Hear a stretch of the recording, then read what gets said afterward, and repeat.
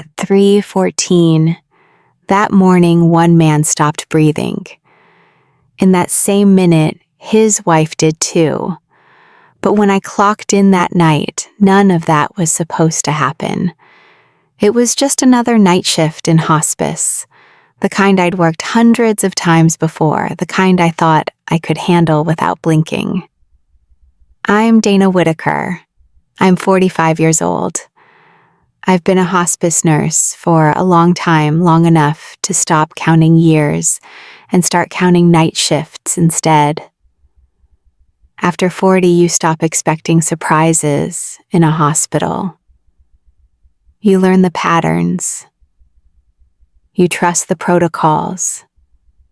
You learn which alarms matter and which ones just want attention. You learn how death usually moves when it's coming.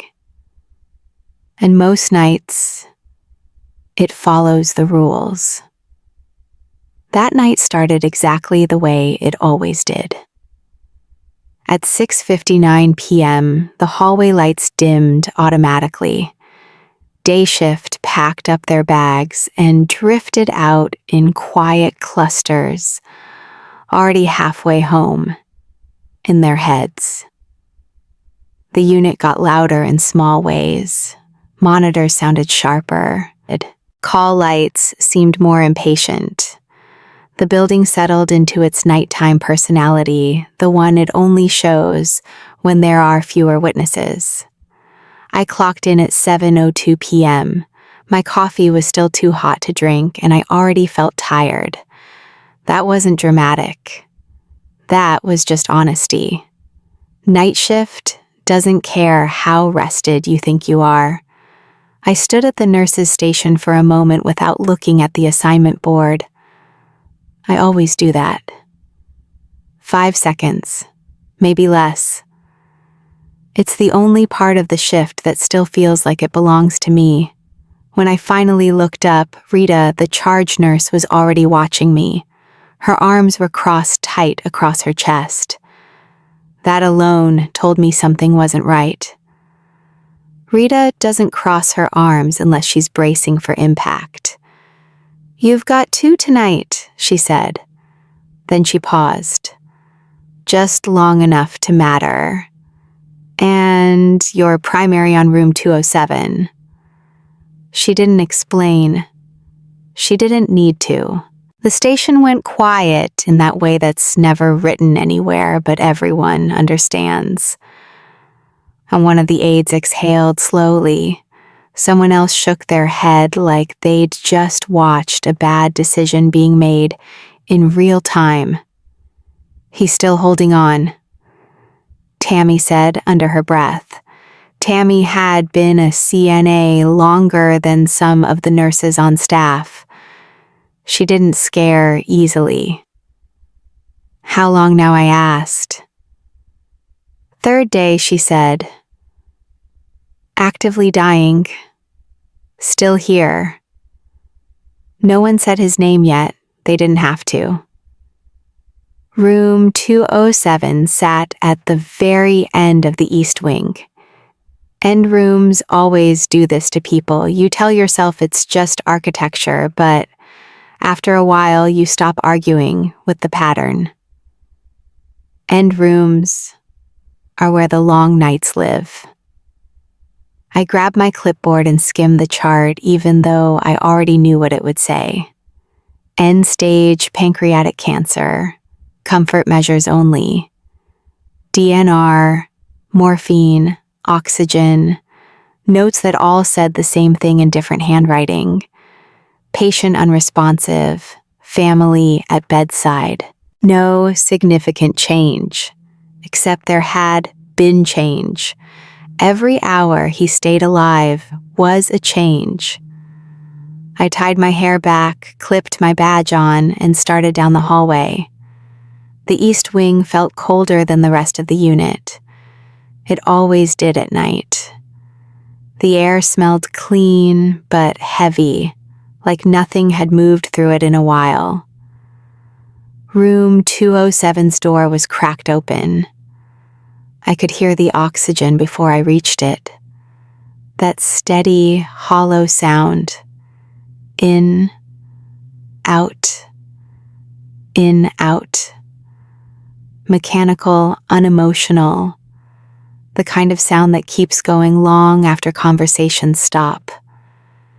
Inside, the lights were low. The bed was raised. The blankets were neat. In that way you only get when someone hasn't moved in hours. Mr. Thomas Klein lay still, his mouth slightly open, his chest rising just enough to remind you he was technically alive. His breathing was wet and uneven. His skin looked thin, stretched, fragile. Everything about his body said he was done, and then there was his wife. Evelyn Klein sat in the recliner beside the bed, exactly where she'd been sitting every time I'd passed the room over the last few nights. Her coat was still on. Her purse was looped around her ankle, like she was afraid someone might take it if she blinked. Both of her hands were wrapped around his.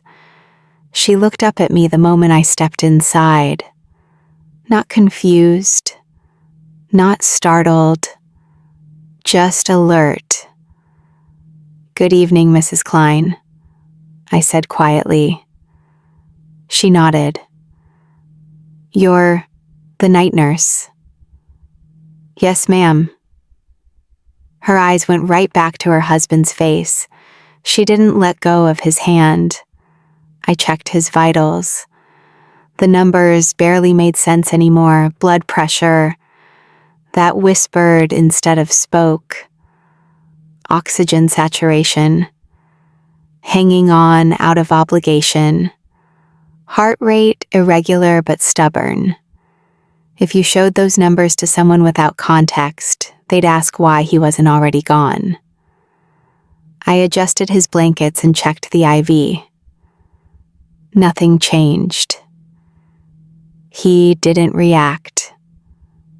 Not to touch, not to sound, not to anything I did. Evelyn leaned closer to him and whispered something I couldn't hear.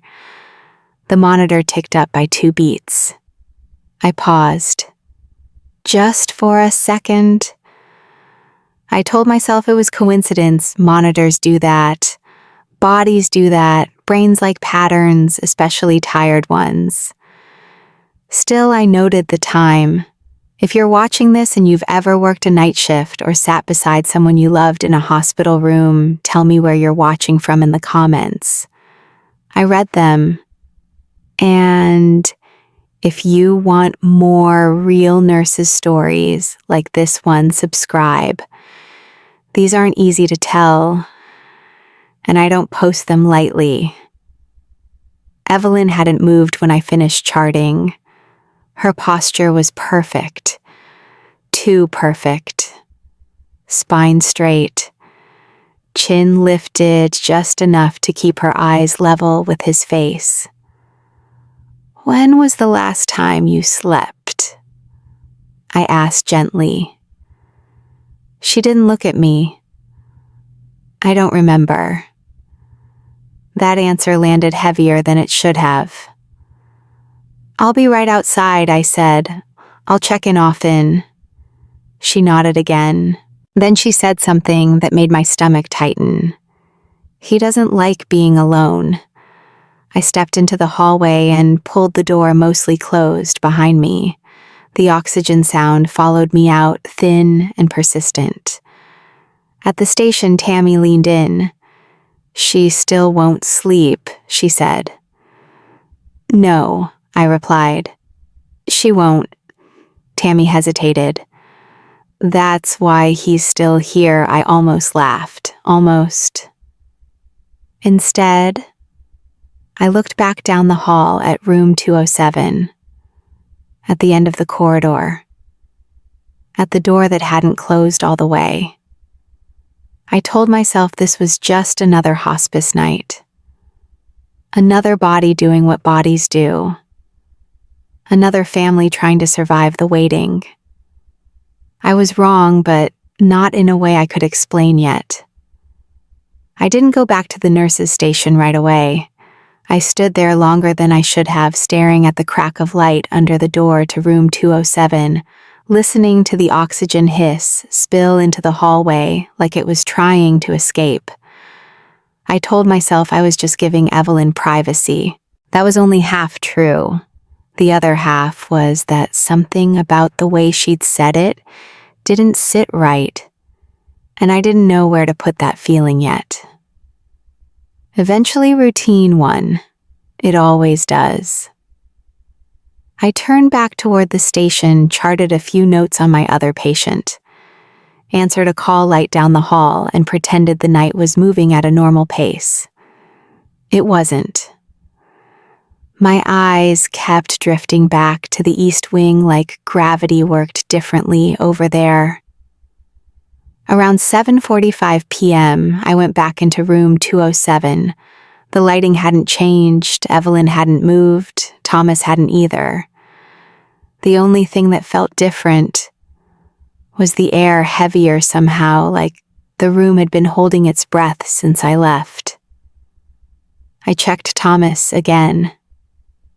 Pulse weak, irregular, still present. His breathing had that rattling quality you learn to recognize without being taught. Not labored exactly, more like his body was negotiating with each breath instead of committing to the next one. Evelyn watched my hands while I worked. Not my face, my hands. He hasn't moved, she said. No, I replied. He's resting. She nodded, but I could tell that answer didn't land the way people usually want it to. Resting implies temporary. She wasn't here for temporary. I adjusted the oxygen tubing and smoothed the blanket near his chest. My fingers brushed his wrist. No reaction, no flinch, no tightening. He was far past responding to touch. Evelyn leaned closer to him again and spoke softly, her mouth close to his ear. I couldn't hear the words, but I saw the movement, saw the intention. The heart rate monitor flickered. Up a few beats, then settled. I felt it that time. Not surprise. Unease, then I checked the monitor, then the leads, then the time. Everything looked fine. Everything that could be explained was, "You can rest if you want," I said, keeping my voice even. "I'll be right here." She shook her head without looking at me. He doesn't like that. Doesn't like being alone? I asked. She finally turned her eyes toward me. They were bloodshot, but focused sharp in a way exhaustion usually dulls. He doesn't like waking up, not knowing where I am. I nodded slowly. I understand. I wasn't sure I did, but I understood enough not to argue. Back at the station, Tammy handed me a cup of water without asking. She'd noticed the way I'd come out of the room. "She still hasn't slept," she said quietly. "No," I replied. She didn't nap earlier either. Sat there the whole time. "How long has she been awake?" I asked. Tammy shrugged. "Since Monday morning," she said. "It was Thursday." I felt my jaw tighten. People say they haven't slept when they mean they've slept badly. This didn't sound like that. I went through the motions of the shift. Med pass, chart checks, a quick assessment on my other patient. But every time I looked up, my eyes went back to the clock. At 8:30 p.m., Dr. Shaw stopped by the station. She was covering hospice that night, which meant she'd be hovering without making it obvious. That's how good hospice doctors work. They don't rush in unless they're needed. "You're on Klein," she said, glancing at the board. Yes, I replied. She studied my face for a moment. Still alive, yes. She nodded once, slow. How's the wife? Not great, I said. She won't sleep. Dr. Shaw frowned slightly. That's not sustainable, I know. She's eaten barely. She's a risk, Dr. Shaw said. Not unkindly, just factually. You know that. I did. Caregiver exhaustion isn't dramatic, but it's dangerous. Lack of sleep doesn't announce itself before it causes damage. It just shows up when it's ready. I'll keep an eye on her, I said. Dr. Shaw hesitated, then nodded.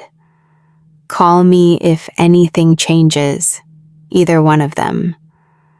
The way she said it stuck with me.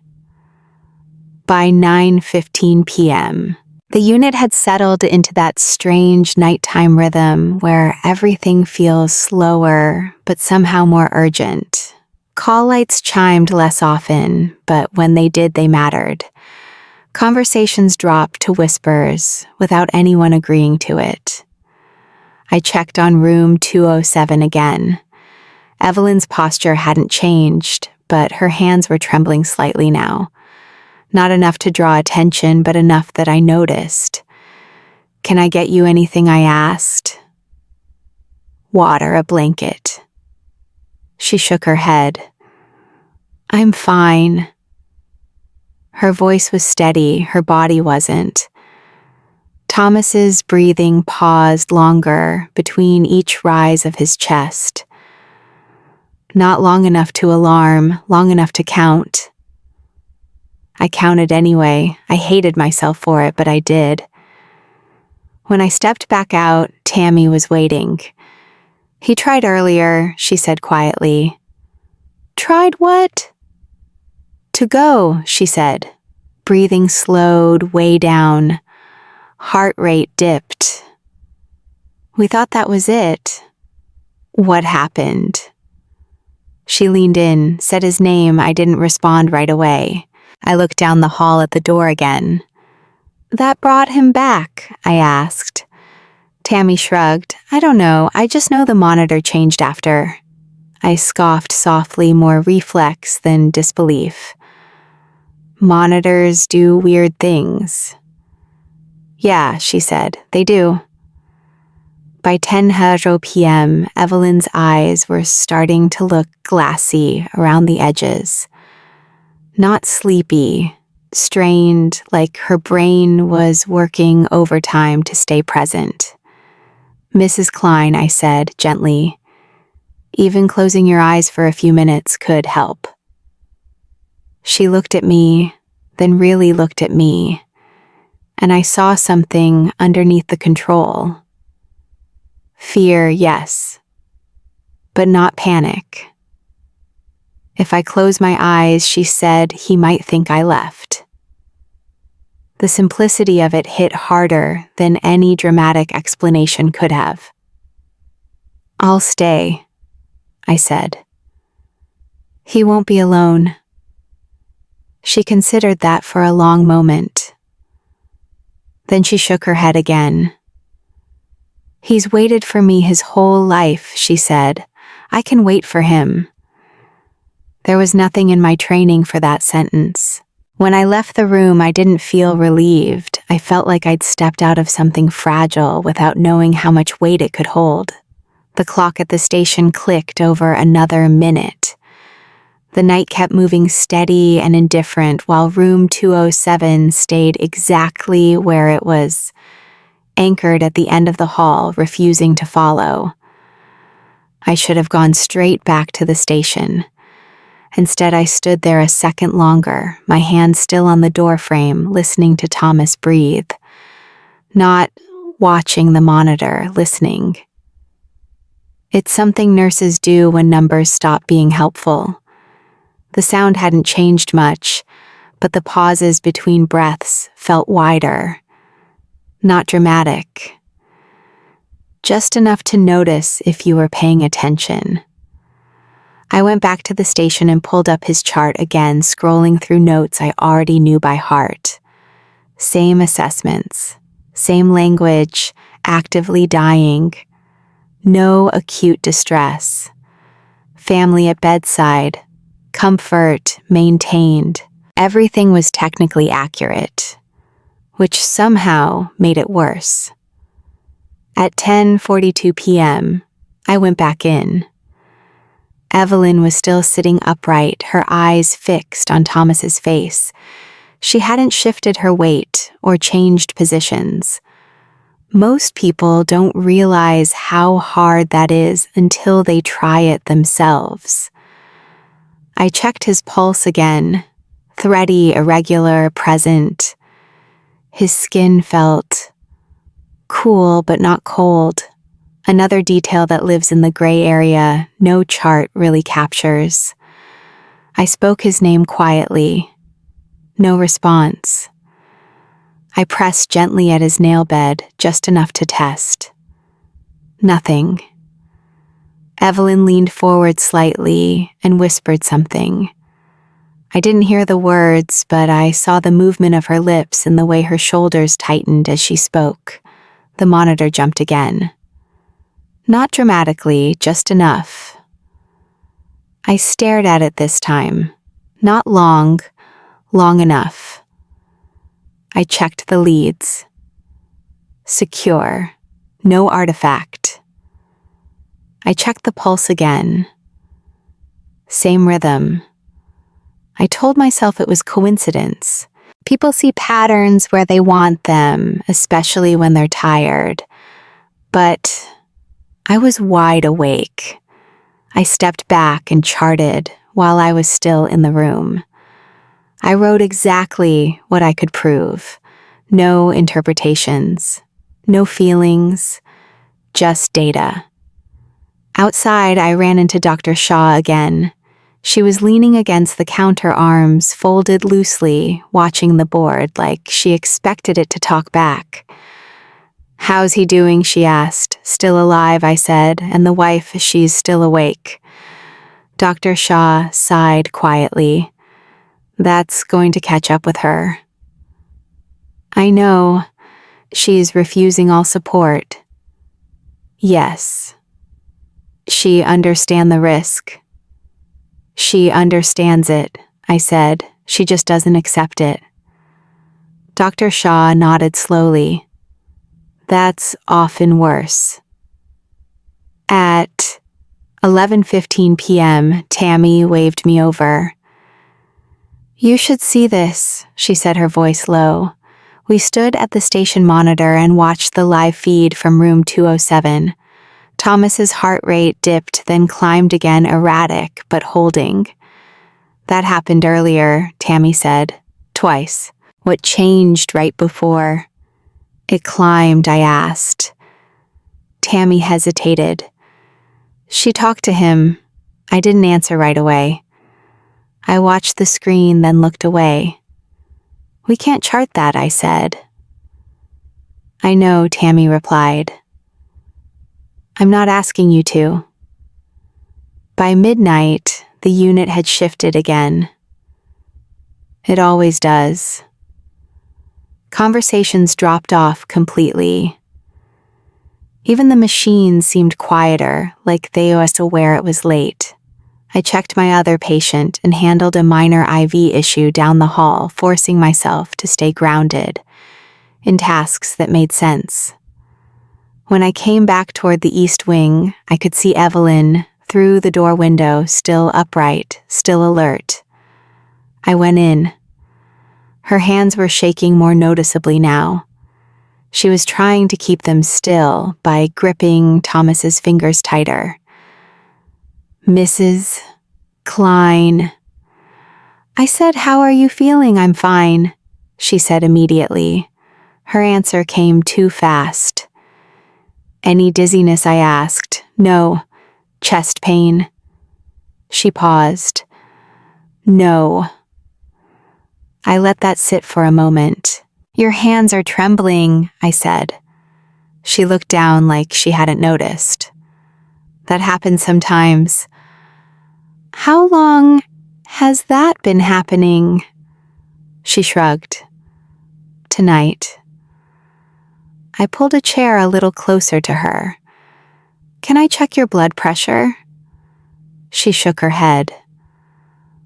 "I don't need that. It's just a quick check." "I'm not the patient," she said. That was true, and also not. I didn't push it. Pushing wasn't going to work here. I checked Thomas again. His breathing had slowed. The pauses were longer now, and his chest didn't rise as high. Still not alarming. Still not something you call a doctor in the middle of the night for. Yet. Evelyn leaned in again close enough that her hair brushed his cheek.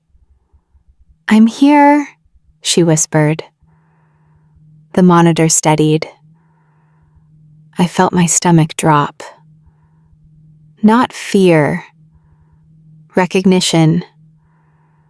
I stepped back and looked at the time. 12:18 a.m. Back at the station, I documented another assessment and flagged Dr. Shaw with a brief update. No interpretations, just facts. Around 12:40 a.m., Tammy came up beside me again. She almost nodded off, she said. "When?" "Just now." Her head dipped. Then she jerked herself awake. I closed my eyes briefly. Micro sleeps. The body taking what it can. I went back in. Evelyn's eyes were red now, her lids heavy. She was blinking harder like she could physically force them to stay open. "You don't have to do this alone," I said quietly. She smiled faintly. "I'm not alone." She wasn't wrong. I watched Thomas breathe. I watched Evelyn fight her own body. I watched the monitor like it might explain something if I stared long enough. Nothing about this fit neatly into a category. Thomas was dying, but not moving forward. Evelyn was awake, but barely functioning. And every time one of them shifted, the other seemed to respond. I told myself there were explanations, stress responses, subtle stimuli. Coincidence layered on coincidence, but explanations didn't change what I was seeing. At 12:57 a.m., Thomas's breathing slowed again. A long pause, then another shallow breath. Evelyn squeezed his hand and spoke his name. The heart rate climbed. I wrote the time down on a scrap of paper instead of the chart. I didn't know why. I just did. The unit stayed quiet. The clock kept moving. Room 207 stayed suspended in its own strange rhythm, as if the rules applied everywhere else but there. I leaned against the counter and felt something I hadn't expected to feel at this point in my career. Not fear, doubt. Not about medicine. About whether medicine was enough for what was happening in that room. I went back in again because not going back in felt worse. I didn't announce myself when I stepped back into the room. I just moved quietly, the way you do when you don't want to break whatever fragile balance seems to be holding things together. Evelyn didn't notice me at first. Her eyes were fixed on Thomas's chest, rising and falling with uneven effort. Her foot was bouncing now, not fast, just enough to be noticeable. a small, involuntary movement like her body was burning off energy it didn't know what to do with. "Mrs. Klein," I said softly. She looked at me startled this time. Not afraid, just pulled abruptly back into the room. "I'm sorry," she said. "I didn't hear you come in." "That's okay," I replied. "How are you feeling right now?" She hesitated. It was the first time she hadn't answered immediately. "Tired," she said finally. "But I'm okay." That word again. Okay. People use it when they don't want to explain. I glanced at her hands. The tremor was worse now. Her knuckles were pale where she was gripping Thomas's fingers, like she was using him to anchor herself upright. "Have you had anything to eat today?" I asked. She shook her head. "Not hungry, any water?" I sip. That wasn't an answer, it was a compromise. I pulled the vitals machine a little closer, not turning it on yet. "Can I just check your blood pressure? It won't take long." She stiffened. I said I'm fine. I met her eyes. "I know, but I need to make sure." She studied my face, searching for something. Maybe permission. Maybe reassurance that this wouldn't change anything important. "If I do that," she said slowly, "will you make me leave?" "No," I said. "I promise." She nodded once. Her blood pressure was high. Higher than I liked. Not an emergency, not yet. Her heart rate was fast, too fast for someone sitting still. I didn't show my reaction. I just turned the machine off and set it aside. "Thank you," I said. "You did great." She gave a small, tired smile. "I don't feel great." I believed her. When I stepped out, Dr. Shaw was waiting near the station. She didn't waste time. "How is she?" she asked. "Not good," I said, hypertensive, tachycardic, tremors. Dr. Shaw nodded. "Sleep deprivation will do that. She won't rest." "I know," she said, "but we can't ignore this." "I'm not ignoring it." Dr. Shaw leaned closer, lowering her voice. "Dana, if she goes down in that chair, you'll have 2 patients, and only one of them is enrolled in hospice." The words landed exactly where she meant them to. "I understand," I said. "She needs a break," Dr. Shaw continued. "Even a short one. We can bring in a social worker. Chaplain. Something. She doesn't want anyone else in the room," I said. "That doesn't override physiology." No, it didn't. But it didn't erase 48 years of marriage either. "I'll talk to her again," I said. Dr. Shaw held my gaze for a moment. Then she nodded. "Call me if anything shifts." Everything was shifting. It just wasn't doing it on paper. Back in room 207, Evelyn's eyes were drifting now, unfocused at the edges. Her head dipped slightly, then snapped back up like she'd been shocked. She noticed me watching.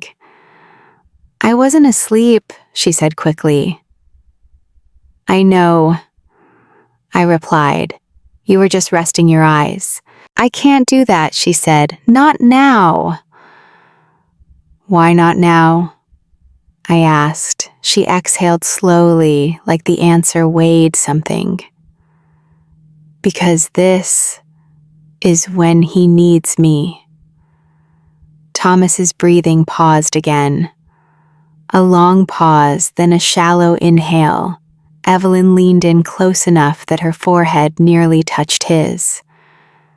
"I'm here," she said. I'm still here. The monitor steadied. I looked away. I didn't want to give that moment more weight than it already had.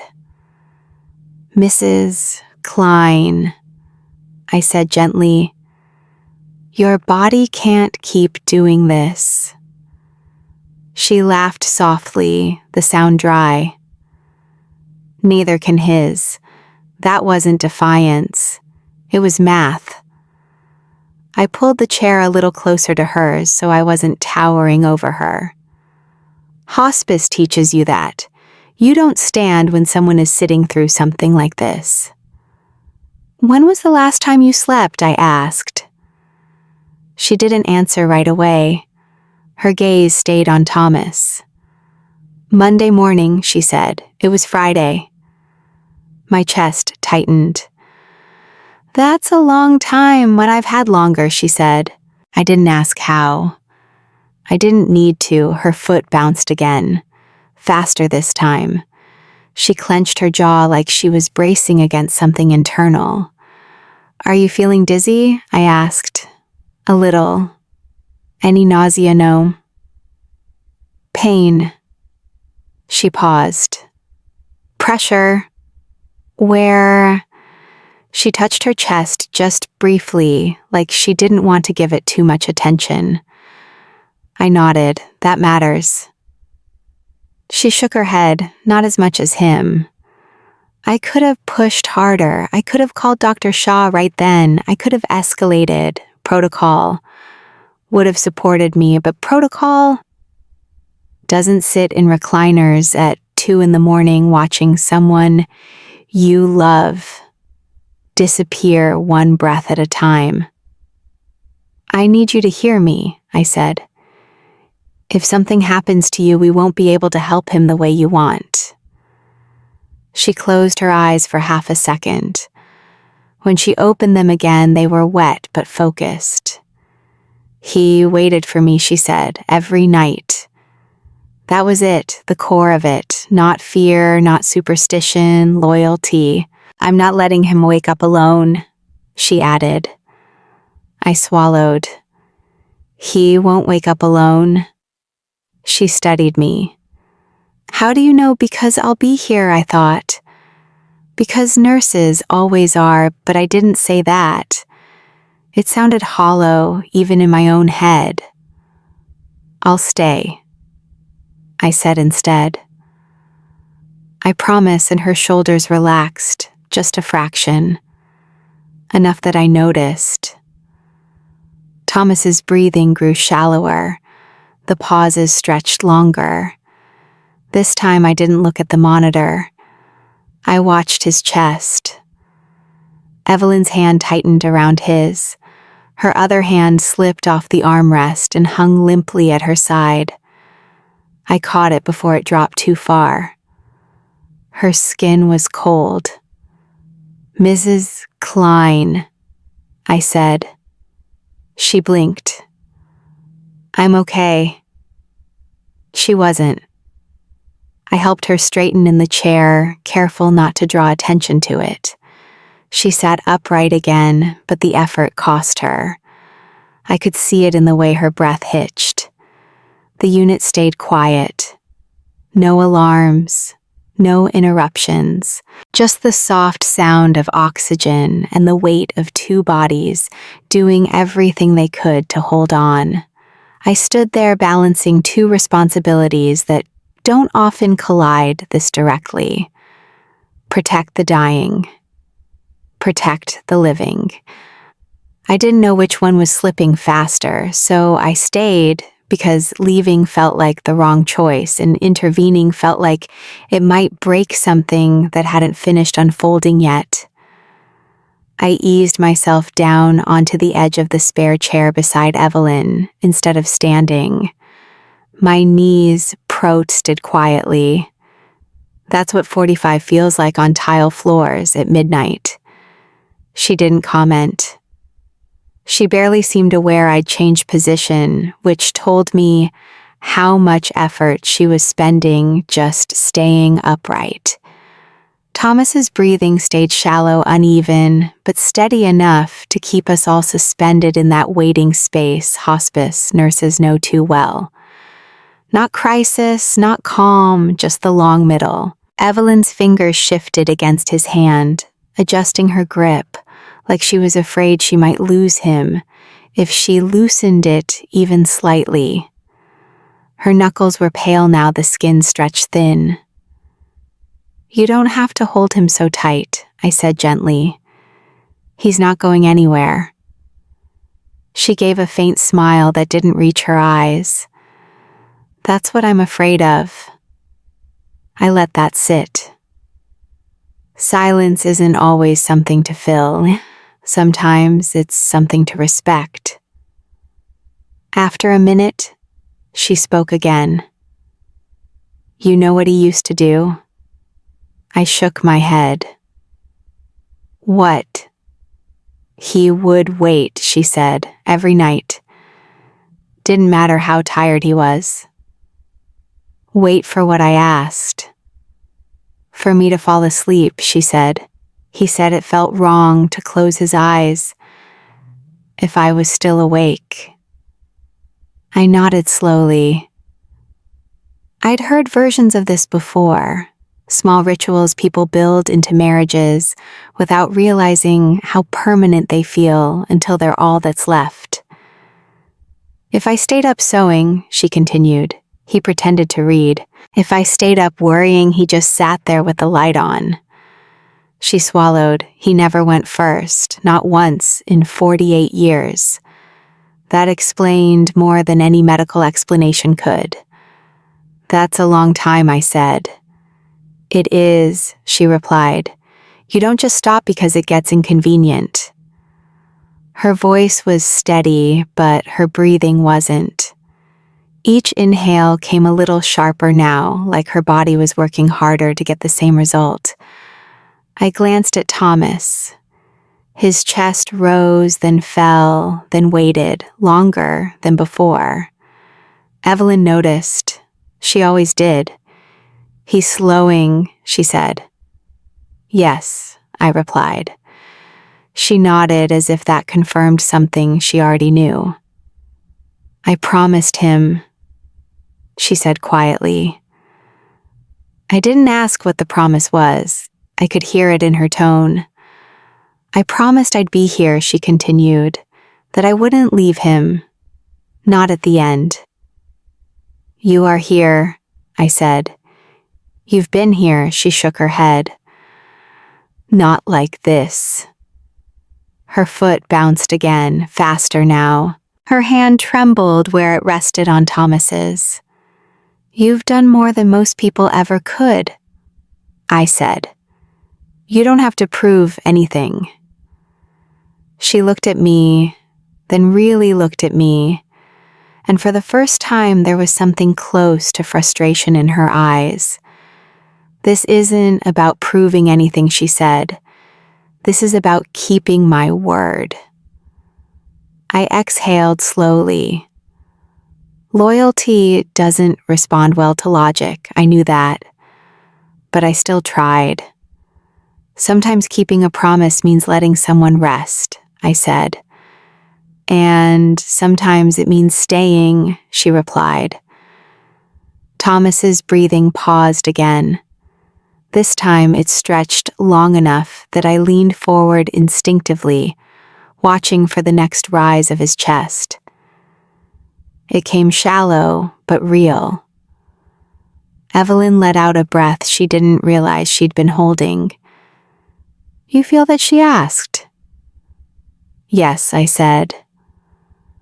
"That's him waiting," she said, "not dramatic, just certain."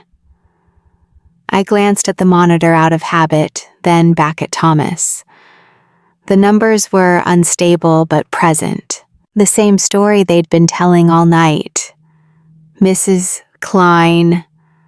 I said, "Can I be honest with you?" She nodded. "You're pushing your body past what it can safely do," I said. "And if you collapse, that's not honoring him, that's hurting you." She considered that, her eyes drifting back to Thomas's face. "He wouldn't want that." she said slowly. No. I agreed. He wouldn't. For a moment, I thought I saw doubt crack through her determination. Just a hairline fracture. Her shoulders sagged slightly, like something inside her was finally admitting how tired it was. Then her eyes snapped back into focus. But he also wouldn't want to wake up alone, she said. There it was again. The loop. Perfect. Unbreakable. Her head dipped suddenly just an inch, then jerked back up. She sucked in a sharp breath, startled. I'm sorry, she said. I didn't mean to. You don't need to apologize, I replied. I reached for a blanket and draped it over her shoulders. She barely reacted. Her skin felt cool under my fingers, not from the room, but from how hard her system was working to keep her upright. You're cold, I said. I don't feel cold, she replied. That wasn't reassuring. At the nurse's station, the clock ticked past 1:00 a.m. The unit had gone nearly silent now. Even the most restless patients seemed to have settled, as if the building itself recognized the hour. Back in the room, Thomas's breathing grew more uneven. His mouth hung slightly open now, his jaw slackening. His chest rose with effort, then rested longer between breaths. Evelyn leaned in again, her forehead almost touching his temple. I'm here, she whispered. I'm still awake. The monitor steadied. Again. I didn't look at it this time. I didn't need to. My chest felt tight, in a way that had nothing to do with fatigue. I wasn't afraid. I was conflicted. That was worse. This wasn't fear keeping him alive. Fear makes people frantic, desperate. This was something else, something quieter, something heavier. Love doesn't panic. Love endures. I shifted in my chair, my knees aching now, my back stiff, small reminders that bodies have limits, even trained ones. Evelyn's breathing had changed, shorter, shallower.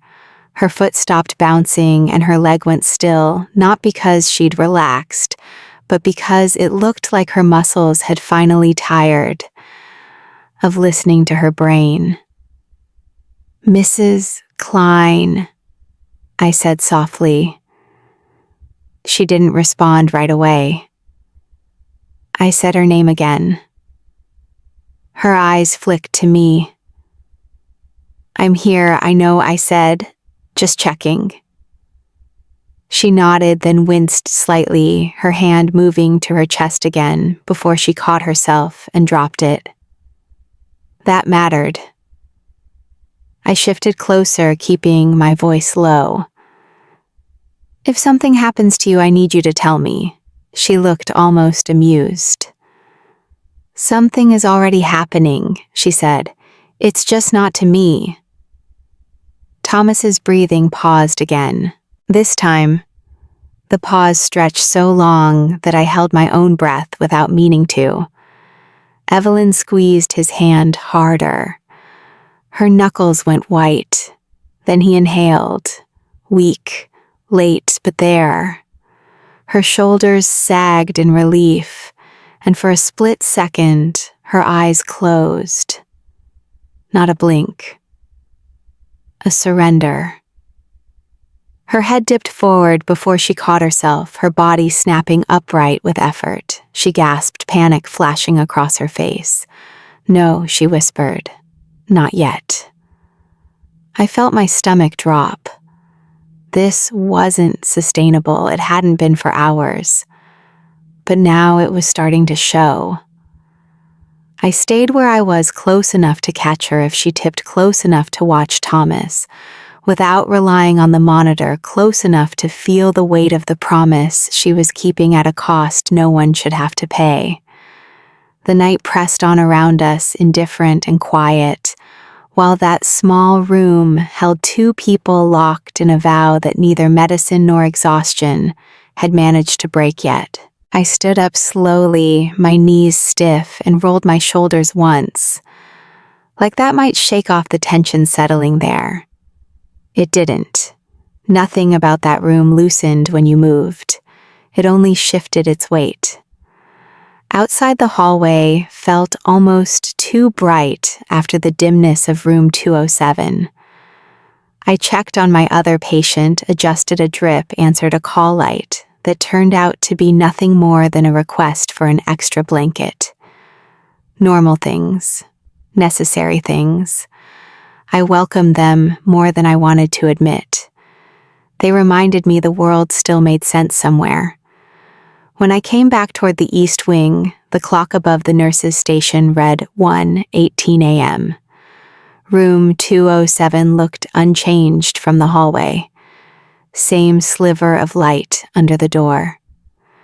Same steady hiss of oxygen leaking into the corridor. Inside, though, things were slipping in small, quiet ways. Evelyn's posture had softened, not relaxed, weakened. Her spine no longer held her upright on its own. She leaned slightly toward Thomas now, like gravity was finally winning. Her eyes were still open but unfocused, drifting past his face instead of locking onto it. Her breathing was uneven, shallow, in a way that didn't match the effort she was making to stay awake. Thomas's chest rose and fell with less consistency. The pauses between breaths had stretched again. This time, they felt deliberate, like his body was deciding whether the next one was worth the trouble. I moved closer without speaking and placed my fingers lightly on Evelyn's wrist. I didn't announce what I was doing. I didn't need to. Her pulse was fast. Too fast. And irregular now, skipping in a way that made my stomach tighten. I withdrew my hand gently. "You're shaking," I said. She glanced down at herself like she was seeing it for the first time. "I know." "You're not okay," I said. She gave a tired smile. I didn't say I was. Her head dipped again. This time she didn't catch it right away. Her chin brushed her chest before she snapped upright with a sharp inhale, eyes wide with panic. "I'm sorry," she said quickly. "I didn't mean to fall asleep. You didn't—" I said, "Your body just tried." She pressed her palms hard against the armrests of the chair, grounding herself. Her hands trembled violently now, not subtle at all. Thomas's breathing hitched during her movement, then steadied again when she leaned back toward him. I didn't need the monitor to see it anymore. The pattern was there whether I wanted to name it or not. At 1:32 a.m., Dr. Shaw came back onto the unit. She didn't head to the station this time. She came straight toward me. "How bad?" she asked quietly. "Worse," I replied. "She's crashing." Dr. Shaw looked into the room through the doorway window, watching Evelyn struggle to hold herself upright. Her jaw tightened. "She can't keep doing this," she said. "I know." "We may have to intervene," she said. "If she loses consciousness, we call it no debate." I nodded, but my chest felt tight. "And him Dr. Shaw followed my gaze to Thomas. His breathing was shallow now, almost tentative. "He's ready," she said softly. "The body is. The mind hasn't released. What if she's the reason I asked before I could stop myself?" Dr. Shaw looked at me carefully. You mean psychologically? Yes, I said, or something like that. She hesitated. Connection matters, but it doesn't override physiology. Maybe not, I said, but it's slowing it. Dr. Shah exhaled slowly. Dana, we can't practice medicine based on feelings. I know, I said, but we also can't pretend we're not seeing this. She didn't argue. She just said, watch her. Call me if she drops. Then she stepped away. Back in the room, Evelyn's eyes were glassy now. Her lashes fluttered constantly like her body was testing the idea of sleep over and over again. You don't have to do this perfectly, I said. She laughed softly, a sound that cracked halfway through. I've never done anything perfectly. That's not true, I said. She looked at me. I stayed. That was her definition. It didn't need embellishment. At 1:47 a.m., Thomas's breathing pattern shifted again. Long pause, shallow breath. Longer pause, another shallow breath. I moved closer to the bed, my hand hovering near his shoulder, not touching, just ready. Evelyn saw it immediately. He's going, she said. Yes, I replied. Her grip tightened around his hand, her voice softened. I'm here. His heart rate flickered upward, then settled again. Evelyn's eyes filled with tears, but none fell. Crying requires release. She wasn't releasing anything. At 2:02 a.m., her head dipped again. This time her body didn't jerk back right away. Her breathing slowed, deepened for a brief moment, like her system had found the rhythm it had been denied. Thomas's chest stilled. I leaned forward instantly, watching for the next breath. Evelyn gasped awake, eyes flying open, her body snapping upright with a sharp movement that made her wince. No, she whispered. Not yet. Thomas inhaled again. Weak, delayed. But there. I felt something cold settle in my stomach. This wasn't sustainable. It hadn't been for hours, but now it was reaching a breaking point that felt inevitable and unpredictable at the same time. Evelyn pressed her palms hard against her thighs, grounding herself again. Her hands shook uncontrollably. I can't let him go alone, she said, not looking at me. He won't be alone, I said. You don't know that, she replied. I didn't answer because in that moment I wasn't sure I did. At 2:18 a.m., her breathing grew shallow again. She shifted in the chair, uncomfortable now, her body protesting every position. My chest feels heavy, she said quietly. That matters, I said again. She shook her head. Not more than this. Thomas's breathing paused again. This time it stretched so long that I counted without meaning to. 1, 2, 3, 4. Evelyn leaned forward. I'm here, 5. He inhaled. Her shoulders sagged with relief. For a split second, her eyes closed. This time she didn't catch herself right away. Her chin rested against her chest. Her breathing slowed, evened, deepened.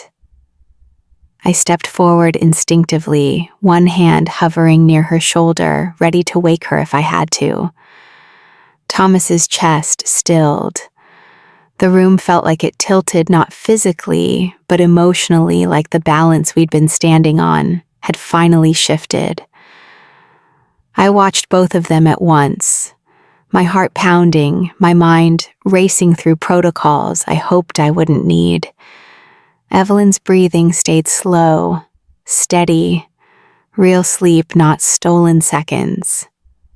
Thomas didn't inhale again. I waited, every muscle tense, knowing that whatever happened next wouldn't fit neatly into any guideline I'd ever learned, and that the longest hours of the night had finally started to give way to something that felt dangerously close to resolution. I didn't touch Evelyn right away. I watched her breathing first, slow, and even the kind you only see when the body finally stops fighting itself. It was real sleep, not the shallow half-state she'd been trapped in all night. Her hands had loosened their grip on Thomas's fingers, just enough to show fatigue had won a small, decisive victory. Thomas didn't move. I leaned closer to the bed, my eyes fixed on his chest. I waited for the rise that had always come late, always reluctant, but always there.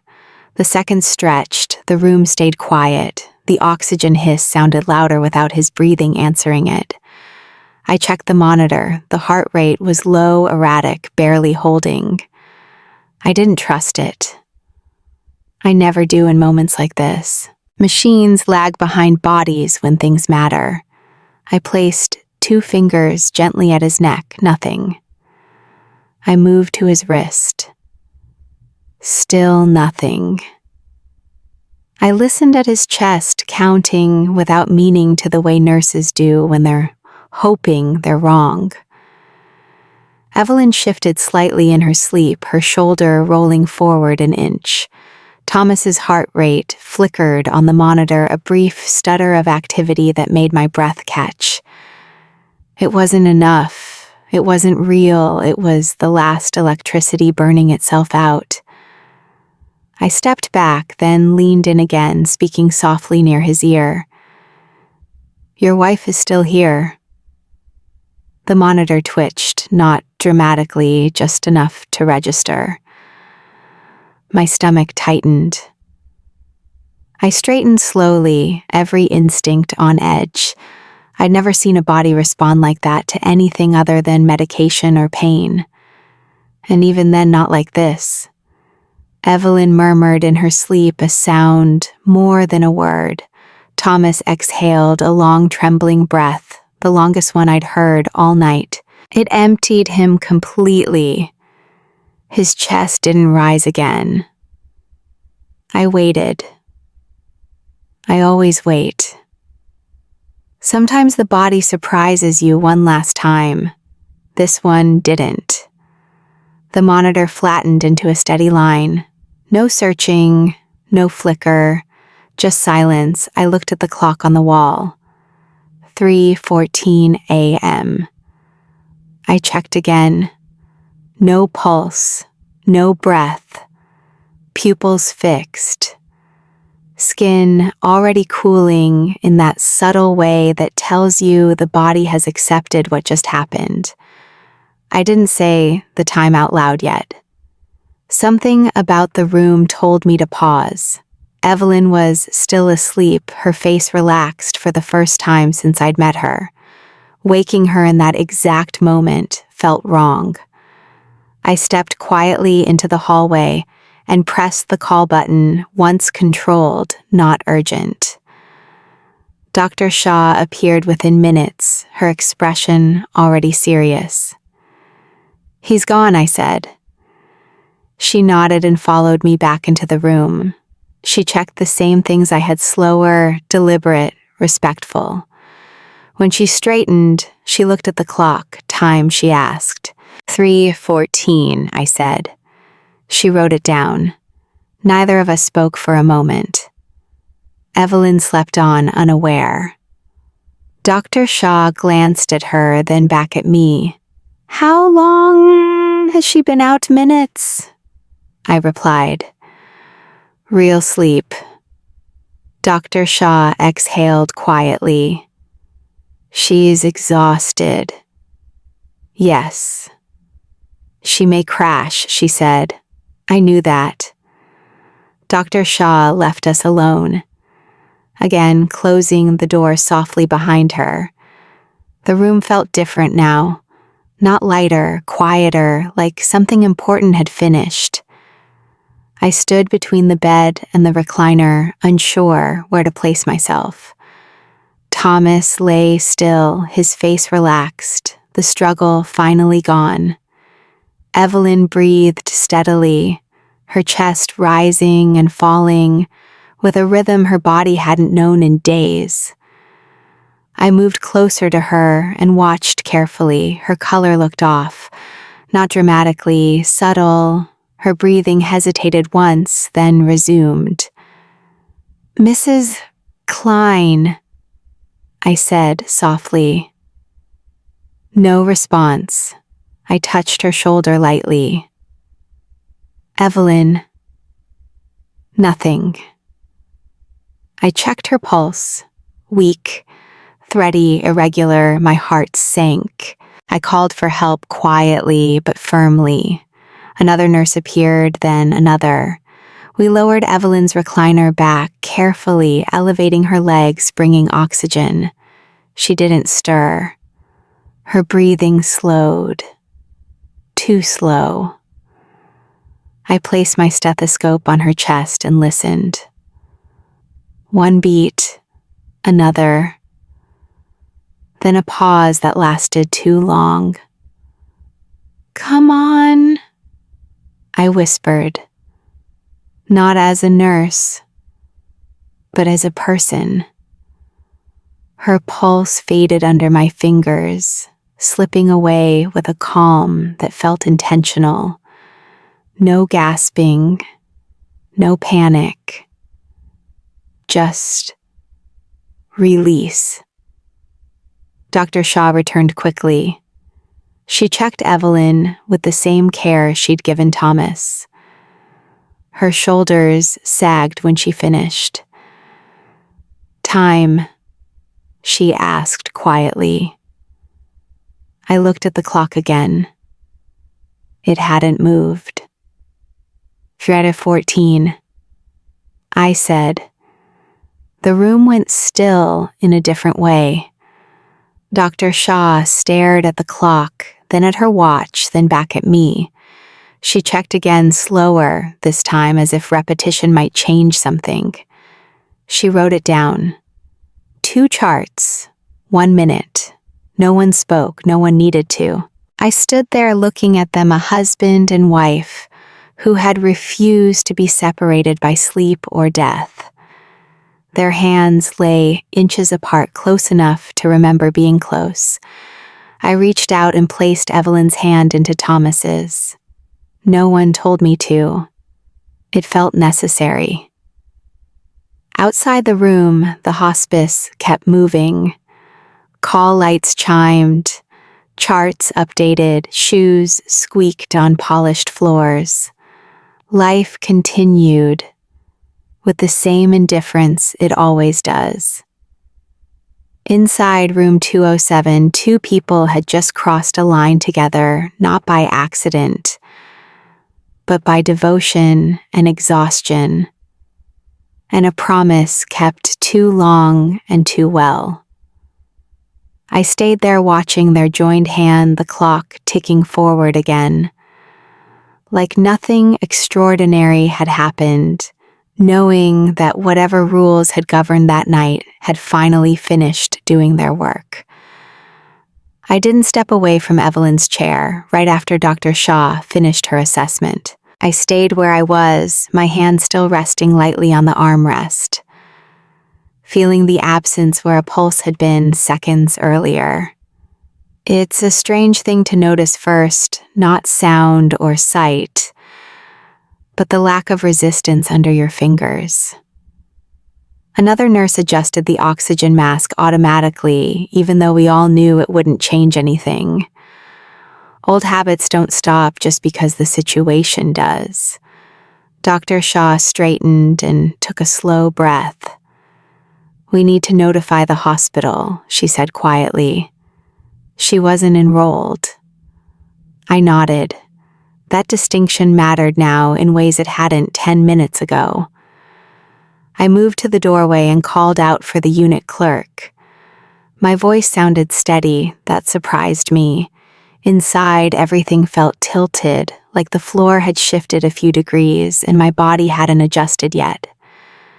Within minutes, the hospice felt smaller, not louder, more focused. People moved with purpose, but no one rushed.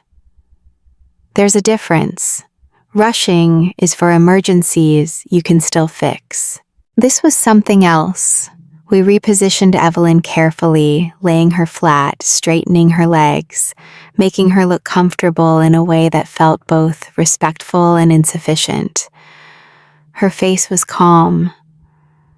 No tension, no struggle. If you didn't know better, you might think she was sleeping. I watched her chest. It didn't rise.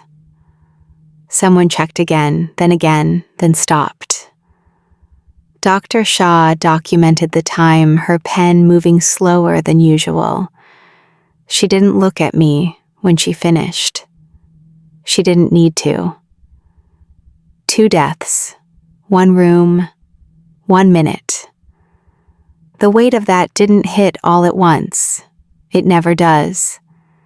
It settles in layers. Administration arrived faster than I expected, not emotionally, administratively. 2 people from risk management, their expressions already neutral, already contained. They stood just outside the room, careful not to step in until invited. "Can you walk us through what happened?" one of them asked. I kept my voice factual. Timeline, observations, interventions, what we did, what we didn't do. No interpretations. No language that could be mistaken for meaning. They nodded, wrote notes, exchanged glances that said more than their words did. "Documentation will need to remain separate," one of them said. "No narrative connection." I nodded again. I'd expected that. They left as quietly as they'd arrived. When the room was finally still again, I looked around and realized how empty it felt. Not physically, emotionally, like something had been removed and taken its gravity with it. I reached for the phone and called the number listed in Thomas's chart. His daughter answered on the second ring. I identified myself. I told her her father had passed peacefully during the night. I paused before continuing. "And your mother?" she asked. I closed my eyes for half a second. She passed as well. The silence on the other end of the line stretched. When she spoke again, her voice sounded far away. At the same time, she asked. "Yes?" I replied. She didn't cry. Not right away, she just said, "That sounds like them." After I hung up, I sat down at the nurse's station and stared at the screen in front of me without really seeing it. My hands shook slightly as I typed. I erased words more than once, careful to keep everything clean, compliant, correct. No speculation, no emotion, but emotion doesn't care what you chart. At 4:00 a.m., transport arrived. They stood in the doorway, unsure how to proceed. "Who goes first?" one of them asked quietly. I looked at Thomas on the bed, then at Evelyn in the recliner beside him. "Together," I said before I thought about it. No one argued. We placed Evelyn onto a stretcher next to Thomas's. As we moved her, her hand slid naturally into his fingers, fitting like they'd practiced it. No stiffness, no resistance, just memory. The transport team noticed but didn't comment. Some things don't need commentary. They wheeled them out side by side, the stretchers moving in unison down the east wing. The hallway lights reflected off the polished floor, making the moment feel almost unreal, like it belonged somewhere else. When the door to room 207 finally closed, I stood there longer than I needed to. The room was empty now, but it didn't feel vacant. It felt finished. Back at the station, the unit slowly returned to its normal rhythm. Call lights chimed again, IV pumps beeped, someone laughed softly at something mundane. Life resumed its routine without hesitation. I charted until my eyes burned. 2 patients. 2 death notes. 2 times stamped with the same minute. The system accepted it without question. By 5:30 a.m., dawn crept through the narrow windows at the end of the hall. The sky shifted from black to gray, then to a pale blue that didn't feel earned. I poured myself another cup of coffee and didn't drink it. My stomach felt tight, hollow. A new nurse walked onto the unit for day shift and glanced at the assignment board. "What happened in 207?" she asked casually. I looked at her and saw myself years ago. Younger, less tired, still expecting things to make sense. "They passed," I said. She nodded. "Both?" "Yes." Her eyebrows lifted slightly. "That's rare." "It happens," I replied. That was true. Just not like this. As day shift settled in, the night began to release its hold on the unit. My body felt heavy now, the adrenaline finally draining away. I finished my last notes and gathered my things. Before leaving, I walked back down the east wing one more time. Room 207 stood open now, stripped and quiet, already being prepared for someone new. I paused at the doorway. The room looked smaller without them, less significant. That bothered me more than it should have. I turned away and headed toward the exit, my footsteps echoing softly in the early morning quiet. Outside, the air was cool, the sky just starting to brighten. The world looked exactly the same as it had the night before. I stood there for a moment, keys in my hand, feeling the delayed weight of everything that had unfolded inside that building. 2 lives ending in perfect alignment. One nurse standing in the middle, expected to document and move on. I got into my car and sat there without starting the engine, letting the stillness settle. My hands rested on the steering wheel, steady now as if they belonged to someone else. When I finally drove away, the hospice disappeared in my rearview mirror, shrinking back into an ordinary building on an ordinary road. But the night didn't stay behind. It followed me out, quiet and unresolved, sitting somewhere in my chest, where it would remain long after the shift officially ended. I didn't sleep when I got home. I sat at the kitchen table with my shoes still on, staring at nothing while the coffee maker clicked off behind me. The house was quiet in that way that feels unnatural after a night like that, like sound itself was taking a break. By mid-morning, my phone buzzed. Then again, messages from coworkers, short ones, careful ones, everyone asking the same thing without actually asking it. "Are you okay?" I answered none of them. When I went back in that evening, the hospice looked exactly the same. Same parking lot, same automatic doors, same faint smell of disinfectant and old coffee. The building didn't remember what had happened. Buildings never do. People did. At the nurse's station, conversation stopped when I walked up, not abruptly, just enough to be noticeable. They went together, someone said quietly, when they thought I couldn't hear. I logged in and pulled up my charts. 2 names, 2 separate records, 2 identical timestamps. The system accepted it without hesitation. Computers don't feel discomfort. They just store facts. Risk management asked me to come speak with them before my shift officially started. It wasn't framed as optional. The room they used was small and overly bright, the kind of place where conversations are meant to stay contained. 2 people sat across from me, notebooks, open pens, already in hand. "We're just clarifying documentation," one of them said. Of course they were. They asked me to recount the night again.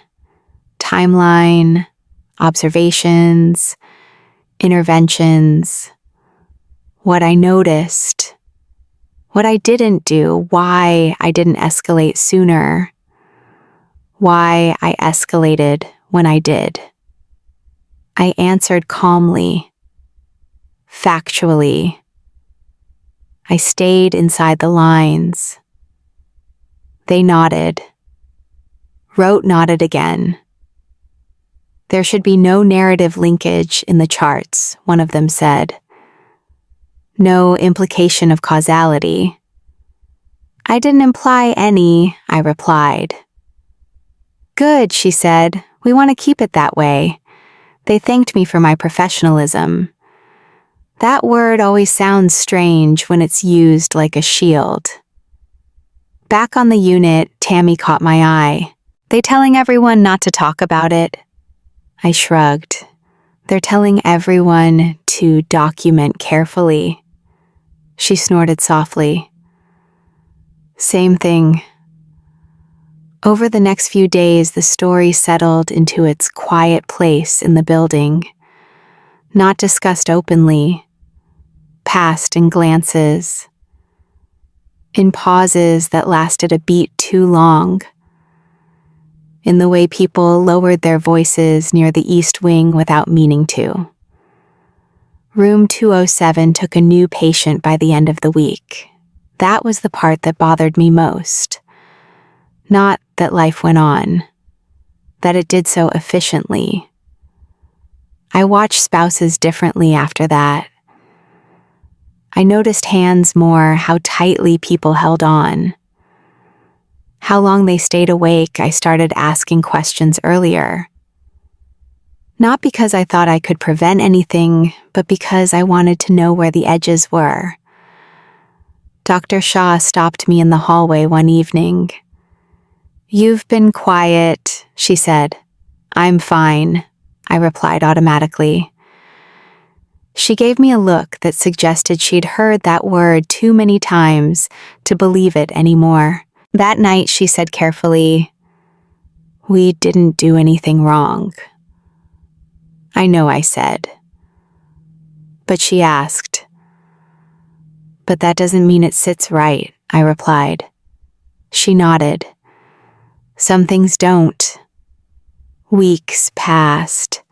The unit returned to its routines, admissions, discharges, deaths that followed more familiar patterns, families who cried, families who left early, families who stayed too long. But that night didn't fade the way others did. Sometimes when things slowed down around 3 a.m, I found myself glancing at the clock without meaning to. The numbers didn't accuse me of anything. They just existed. One evening, a newer nurse asked me about hospice myths.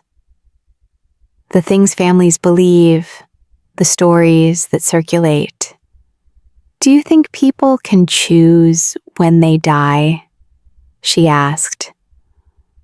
I thought about Thomas, about Evelyn, about that minute that lived in both charts.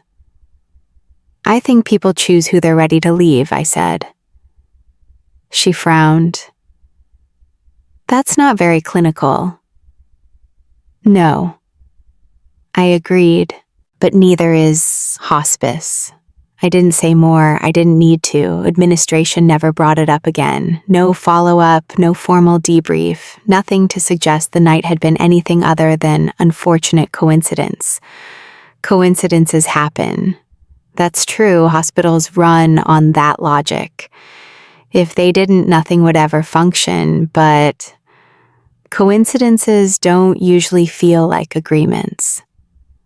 And one night, long after the paperwork was done and the conversations had quieted, I walked past room 207 and noticed something small. The recliner had been replaced.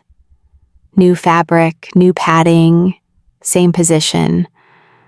I stood there longer than I meant to. The room felt neutral again. No heaviness, no pressure, just a space waiting for its next story. That should have comforted me. Instead, it made me uneasy.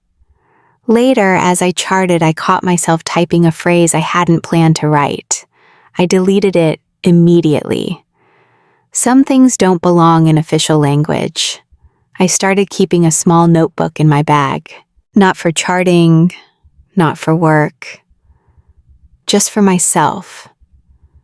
Dates, times, small observations that didn't fit anywhere else. I never wrote names. I never wrote conclusions. Just facts that didn't feel complete on their own. I didn't tell anyone about it. If someone had asked me directly whether I believed Thomas waited for Evelyn or Evelyn followed Thomas, I wouldn't have known how to answer without sounding foolish. And I wasn't interested in sounding foolish. But belief doesn't always announce itself. Sometimes it shows up quietly in how you hesitate before speaking, or how you choose your words more carefully than you used to. I stopped using the phrase ready to go. I stopped reassuring families that everything would follow a predictable timeline. Instead, I told them the truth. Bodies don't always read the same books we do. Most of them understood exactly what I meant. That night didn't change how I practiced medicine. It changed how I listened, how I watched, how I respected the space between physiology and meaning. Hospitals don't like that space. It can't be measured, it can't be billed, it doesn't fit into reports.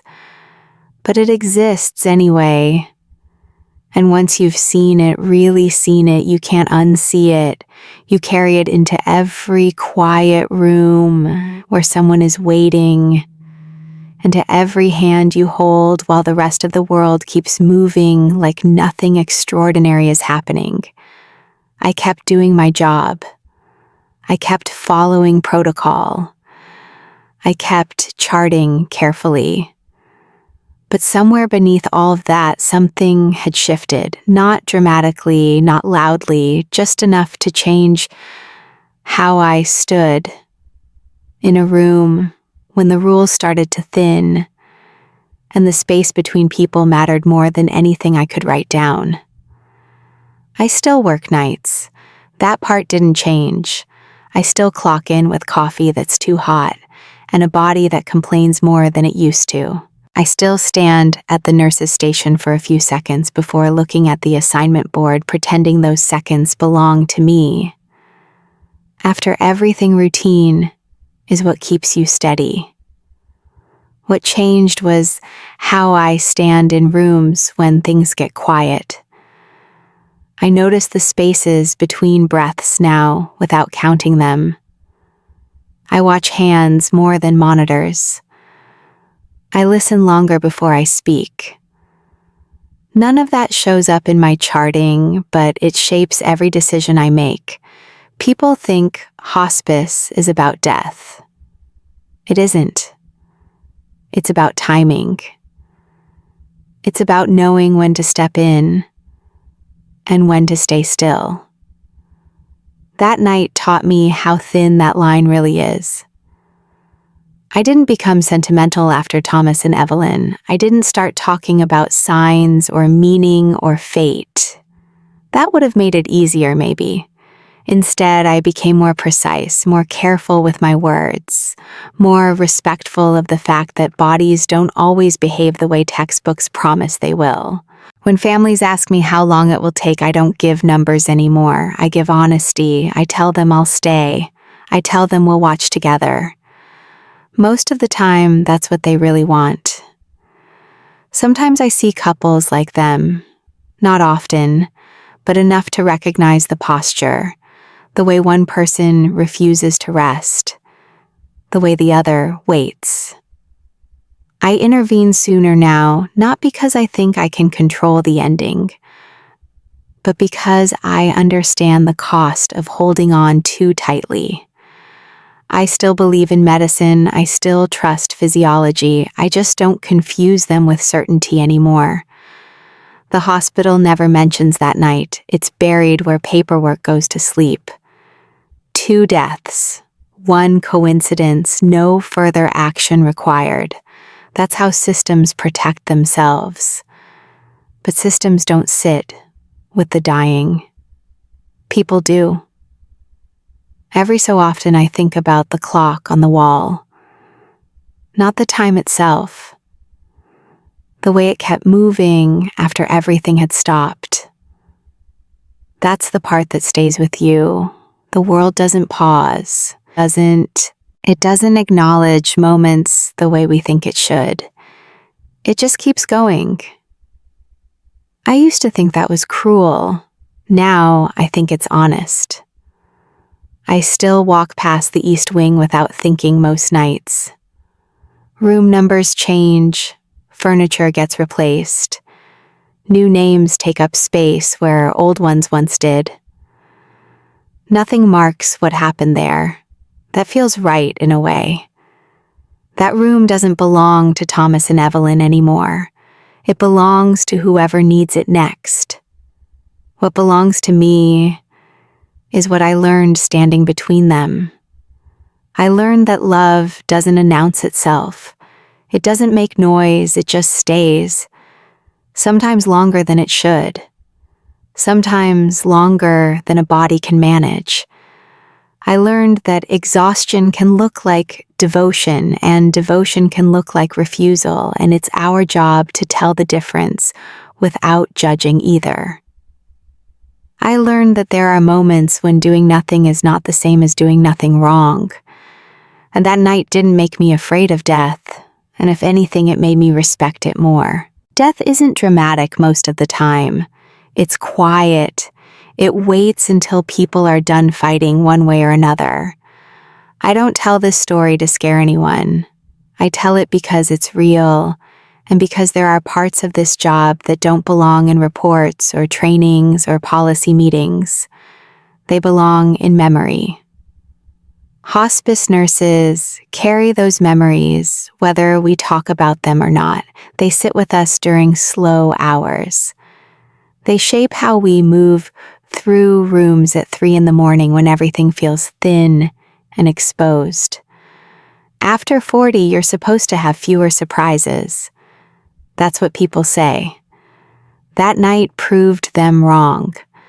Not because it was shocking, but because it reminded me that experience doesn't make you immune to being changed. It just makes the change quieter. I still believe in letting people go with dignity. I still believe in comfort. I still believe in showing up even when you can't fix anything. That hasn't changed.